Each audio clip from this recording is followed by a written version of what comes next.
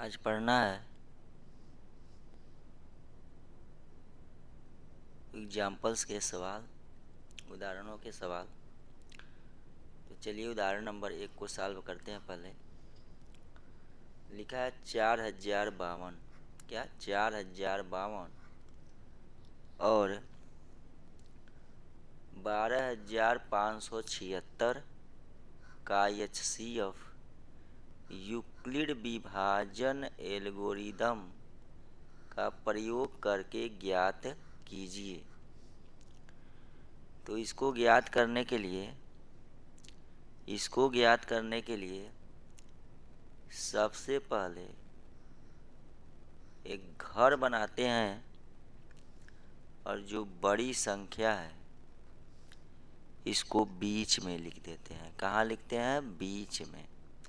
यहाँ पे लिखते हैं 12576 और जो छोटी संख्या है इसको किनारे लिख देते हैं, यानी 4052 को।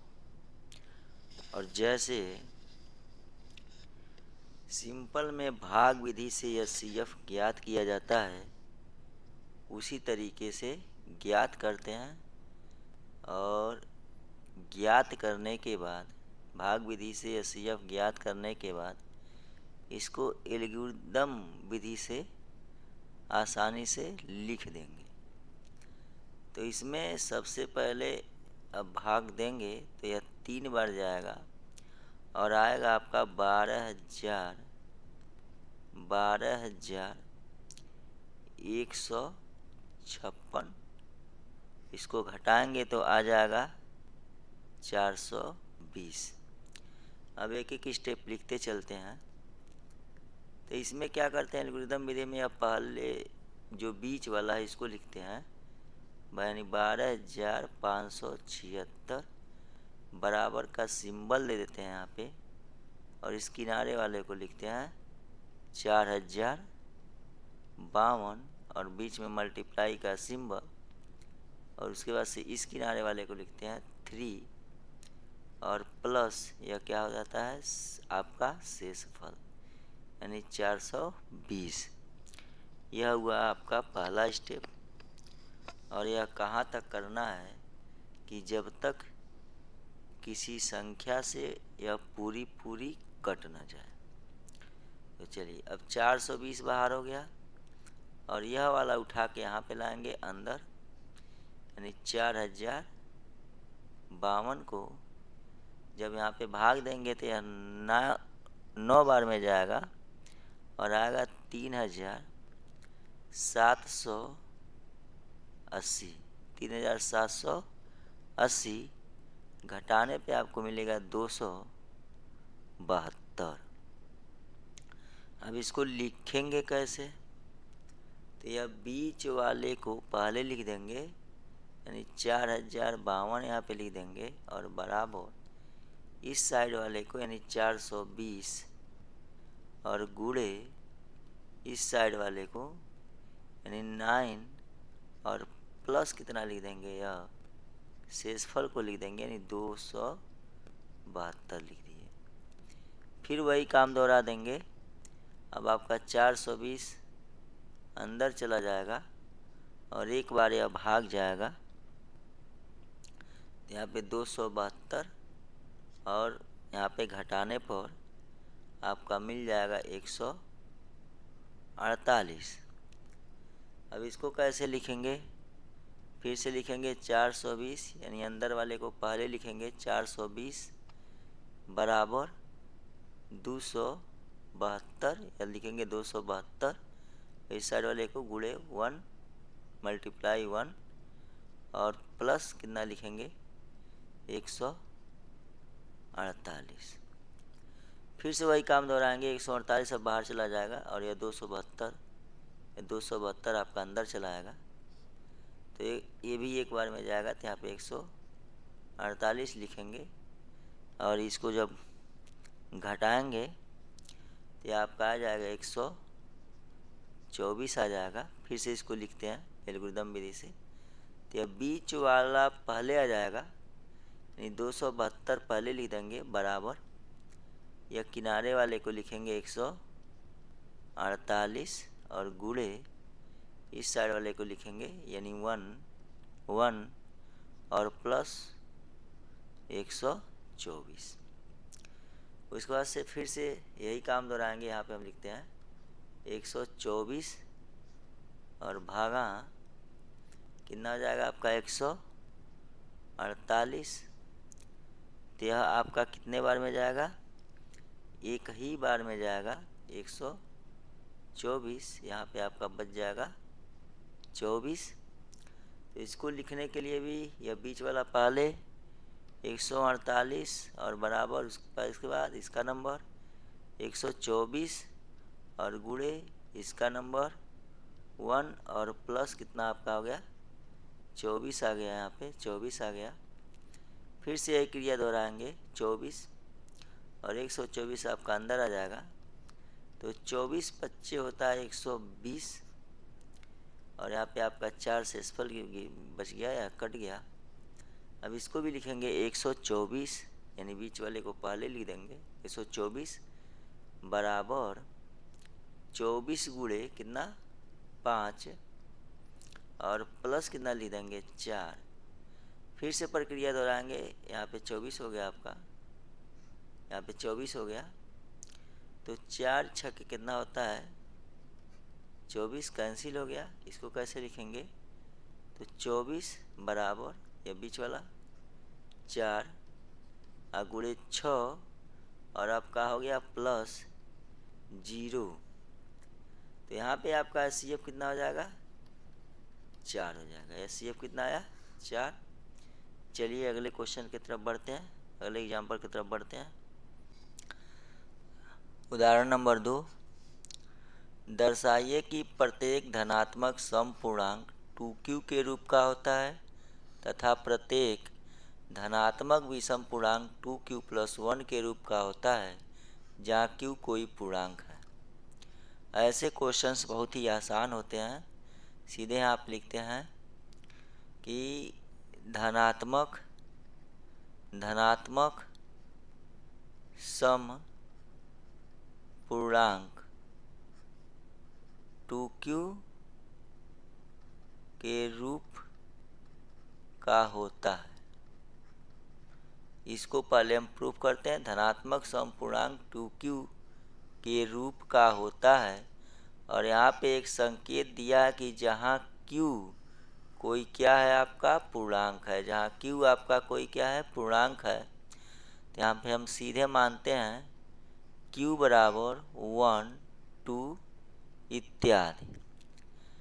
यहाँ पे लिखते हैं 2q में q बराबर 1, यही वाला 1, 2q में q बराबर 1 रखने पर, तो यहाँ पे जब 1 रखेंगे तो 2 और बीच में कोई सिंबल नहीं होता तो मल्टीप्लाई का सिंबल होता है। तो 2 × 1 और 2 में जब 1 का मल्टीप्लाई करेंगे तो कितना आ जाएगा 2, जो एक कौन सी संख्या है सम संख्या है, यानी यह 1 को संतुष्ट कर ली। फिर से इसको आगे बढ़ाएंगे। अब लिखेंगे 2q में q बराबर 2 रखने पर, q बराबर 2 रखने पर तो 2 × 2 इक्वल कितना हो गया 4। यह भी एक सम संख्या ही प्राप्त हुई। इस तरीके से यह जितनी बार भी आप q का मान रखेंगे, कुछ भी रखेंगे, वह हमेशा सम संख्या ही प्राप्त होगी, जिससे यह सिद्ध होता है कि धनात्मक समपूर्णांक 2q के रूप का होता है। इट्स प्रूफ्ड इति सिद्धम। इसी तरीके से इसका सेकंड स्टेप लगाएंगे। अब यहाँ पे दिया है 2q प्लस 1, विषम पूर्णांक 2q प्लस 1 के रूप का होता है। तो यहाँ पे भी सीधे मानेंगे q बराबर 1 2 इत्यादि। अब 2q प्लस 1 में q बराबर कितना 1 रखने पर, तो जब 1 रखेंगे तो आएगा कितना कि 2, और यहाँ बीच में कुछ नहीं तो होता मल्टीप्लाई, और q के जगह पे 1 रखेंगे और प्लस 1। इसको सॉल्व करेंगे तो सबसे पहले गुणा किया जाता है, तो 2 में 1 का मल्टीप्लाई जब करेंगे तो 2 और प्लस 1 बराबर कितना हो जाएगा आपका 2 1 3 हो जाएगा, जो क्या प्राप्त हुआ विषम संख्या प्राप्त हुआ।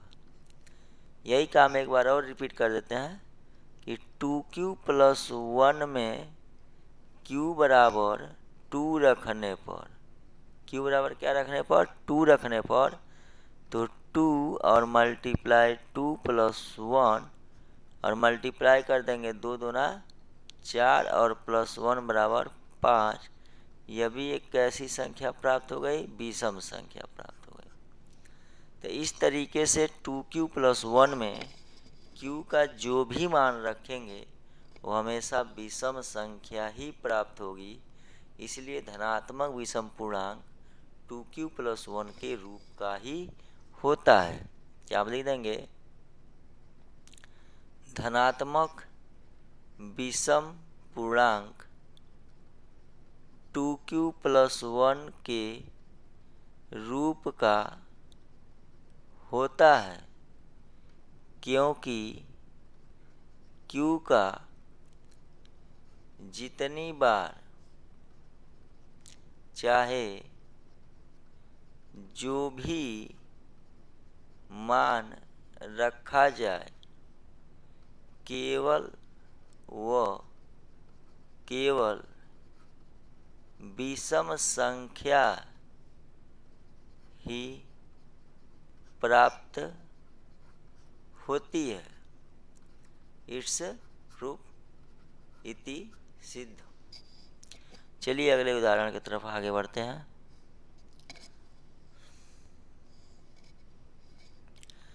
हमारा अगला उदाहरण है उदाहरण नंबर 3।